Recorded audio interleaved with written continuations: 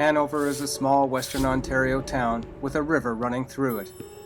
It was here on May 18, 1993, that 15-year-old Christine Harron disappeared.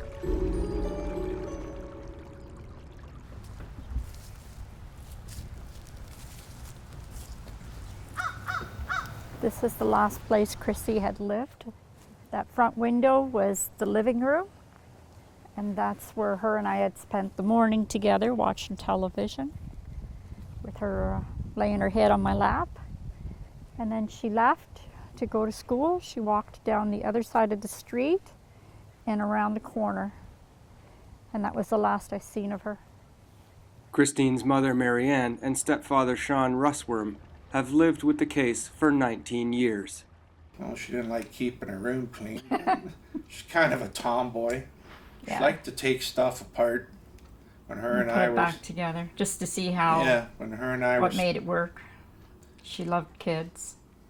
Yeah, she loved her real books. bookworm. Loved going for walks into creeks, catching frogs and what have you. I did know before the night was over she was dead, though. Call it mother's intuition or whatever, I knew she was gone. Despite Marianne's intuition, Christine's body has never been found, but her case, first taken on by the local Hanover police, then handed on to the Ontario Provincial Police in 1999, is tragic not only for Christine's disappearance, but for what happened after that. Surely one of the strangest stories of police bungling in OPP history, all of it unreported until now.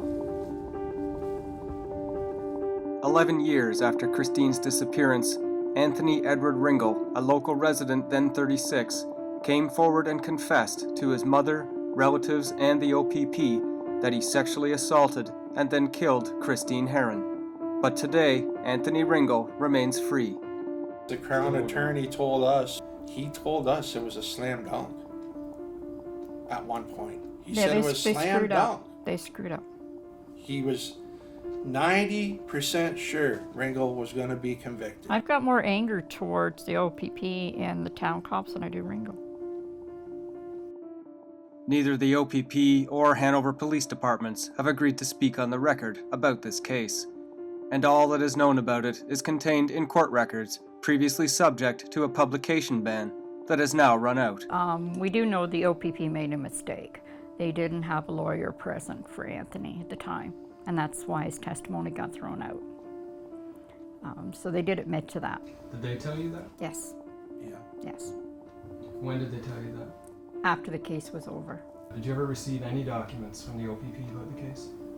No. But the documents, shared here with Marianne and Sean for the first time, tell the shocking story of many OPP mistakes made in the wake of Anthony Ringel's confession. It all starts on the night of August 22nd, 2004. 36-year-old Anthony Edward Ringel is at a party in Elmwood, Ontario. After consuming about 5 beers, he walks a female cousin a short distance to the house she's staying at. Upon his return to the party, he proceeds to tell relatives and others that he murdered Christine Harron. He dials 911 and hangs up, then confesses a short while later to OPP officer Brad Lipsky, who arrives to check on the aborted emergency call. Ringel approaches Lipsky, hands held out as if to be handcuffed, and says, "I did it. Take me away. I killed Christine. I can show you where I buried her." "Christine who?" says Lipsky, and Ringel replies, "Christine Harris. Christine Harron." A confession 11 years after Christine went missing. He was older than her. Christine was 15 at the time, and Anthony Ringel, I believe, was 24. I did not know Anthony Ringel myself. I don't believe anyone in the family knew Anthony. I don't recall Christine knowing Anthony Ringel. Officer Lipsky arrests Ringel for murder and drives him to the Walkerton detachment. He reads him his right to counsel and advises him he can speak to a lawyer if he wants to, and Ringel replies that he does. Lipsky calls legal aid for Ringel and then contacts his superiors. This call brings in several OPP investigators, including veteran Detective Inspector Mark Wright, the man in charge, and also the most important reason why the case is left in ruin. Ringel speaks by phone to legal counsel on 3 occasions and tells police repeatedly he has no comment. Regardless, under command of Detective Inspector Wright, police proceed to interview Ringel several times after his initial confession, each time eliciting statements. During these interviews, officers do not always read Ringel his rights as they are required to. They are also required by the courts to take notes and record interviews with audio or video. Sometimes the OPP does this with Ringel, sometimes not. These are serious breaches of normal police protocol and the Canadian Charter. But probably the most egregious error is when the OPP, led by Mark Wright, takes Ringel to Hanover to look for Christine's body, late on the evening of August 23rd, after Ringel repeatedly tells them that a lawyer has advised him not to go because, as he says, it'll hurt him more.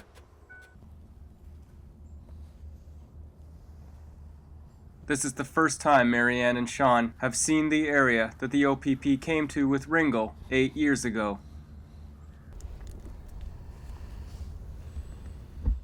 OPP right on it.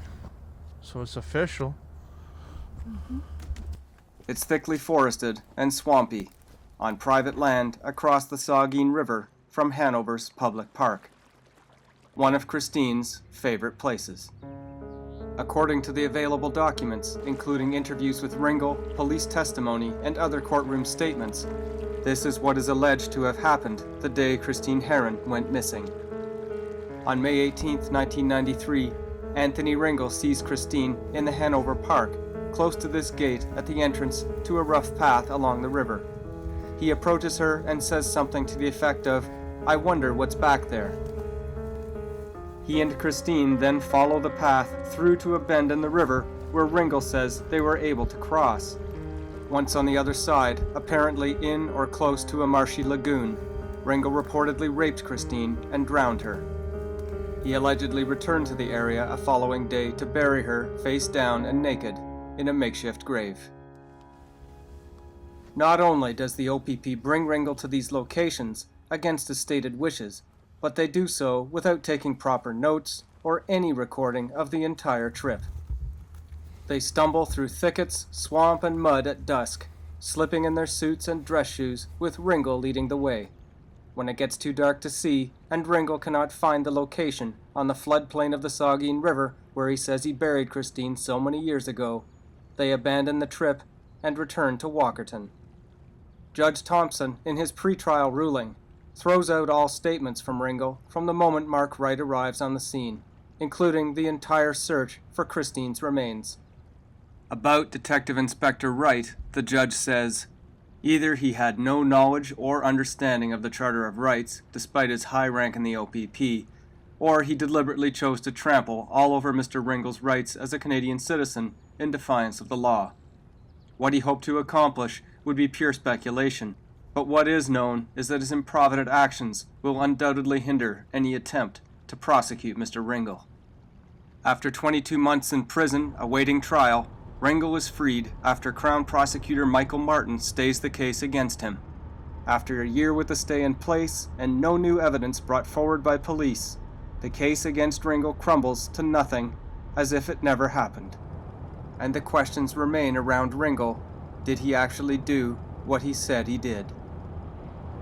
We've never had any answers to any of our questions to know what really happened. This morning we're going to see if Anthony Ringel will speak to me. Just try to get some answers out of him, if he actually did something to Christine or why he confessed if he didn't. Just find out what was in his mind at that time.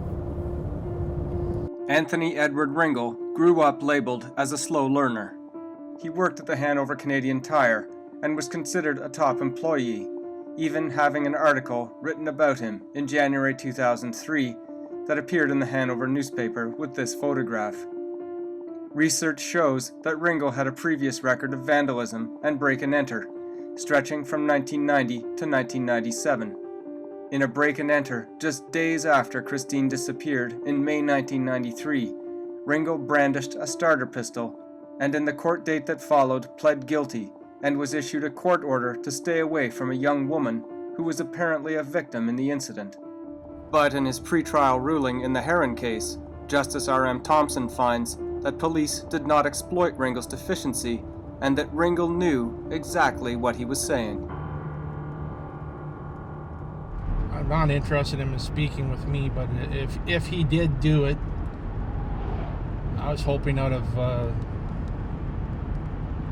human decency, he tried to explain what he did. If it's, like I said earlier and other times, if it's an accident, please try and explain and help us understand what happened and why. You're good. Marianne rings the bell, and Anthony Ringel's sister answers the door. Hi, is Anthony home? He's still sleeping. See? Could you wake up? I just wanted to talk to him. Okay. Who are you? It's Marianne. Marianne. Restaurant. I just want to talk to Anthony for a little bit. About what? I just want to ask him some questions to do with Christine. I'm gonna say no. Can we leave it up to him and see what he'll talk to me? I already know he'll say no. Just ask him and see.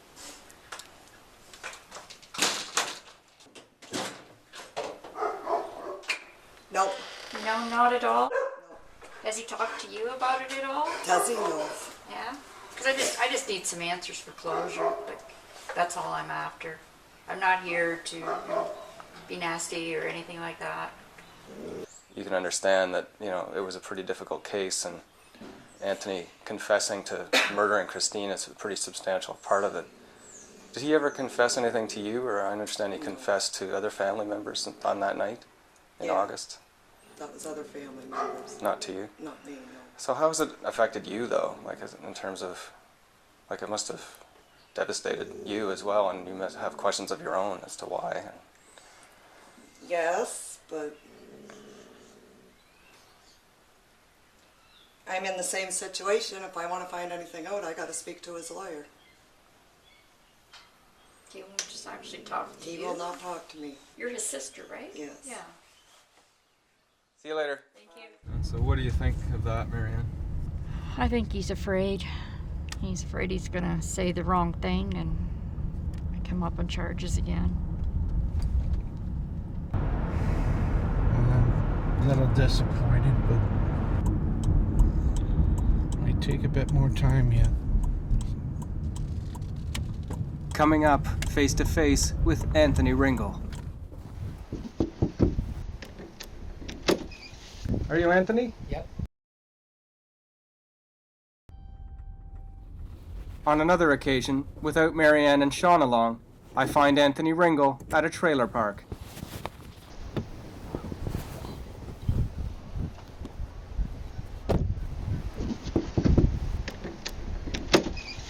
Hi, how are you? Are you Anthony? Yep. I'm Dave Ridgen. I work for CBC. I'm a journalist. I wanted to ask you about your confession regarding the murder of Christine Harron in August 2004. Can you tell me a little bit about that? Why you confessed to that murder? No? I can't answer that question. No?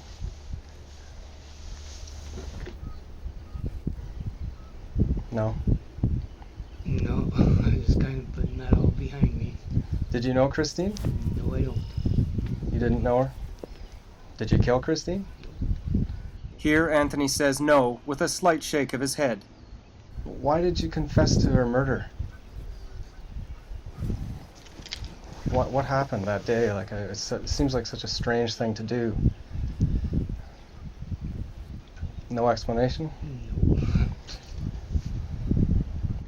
I noticed, I was searching for you on the internet, and I noticed that your mother has passed. I'm sorry to hear that, Loretta. She died on the highway. And my understanding is that you had confessed to your mom that night, on August 22nd, 2004, about killing Christine Harron. You were in jail for 2 years because of your confession.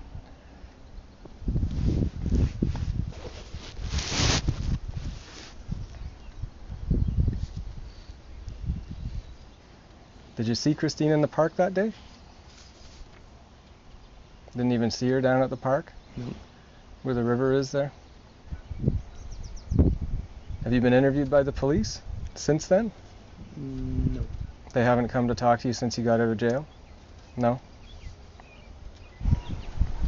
Just trying to stay normal. Try and stay normal? Yeah. You never met Christine Harron before in your life? No. Didn't even know what she looked like? How did you know her name? How did you know her to say that you had killed her?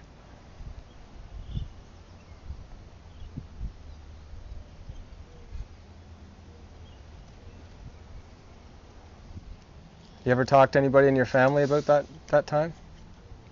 No? Did your mom ever talk to you about why you said that? Did you have a chance to tell your mom before she died that what you say that you didn't kill Christine? Did you ever tell her that? So she died thinking that you might have murdered her? Pardon? I didn't talk about it. No, you didn't talk about it. Nobody? Her mother's wondering what happened. She doesn't know either. And the conversation ends with more questions.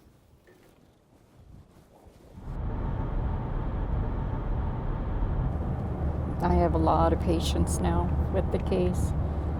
You learn it over the years. You learn how to deal with it your own way so that you can move on. But it never goes away. Today is the same as it was that day for me. It's still there. You just deal with it a different way.